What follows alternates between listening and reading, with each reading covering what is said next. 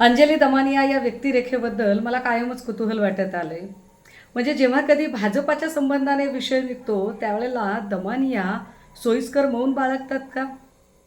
म्हणजे मेघा इंजिनिअरिंग कंपनीचा एवढा मोठा महसूल कसा काय चुकवला गेला यावर कागदपत्र सादर झाली, घमासान चर्चा झाली.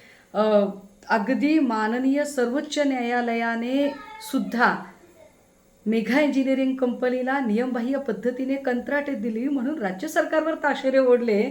मात्र यावर दमानिया चकार शब्दाने व्यक्त झाल्या नाही.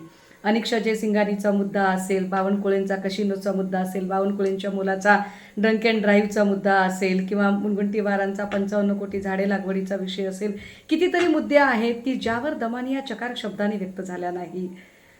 परंतु ठाकरे किंवा पवार आडनाव म्हटलं की अचानक त्यांच्यामध्ये उत्साह संचारतो. अगदी बोलण्यामध्ये त्या लगेच शिरशिरीने उतरतात. काल जयंतरावजी पाटील साहेब यांच्या संबंधाने अत्यंत विकृत आणि घृणास्पद टिप्पणी झाली, जी महाराष्ट्रातल्या कुठल्याही सुसंस्कृत माणसाला, अगदी विरोधक असणाऱ्यांना सुद्धा पटणार नाही. यावर दमानिया चकार शब्दाने व्यक्त झाल्या नाही.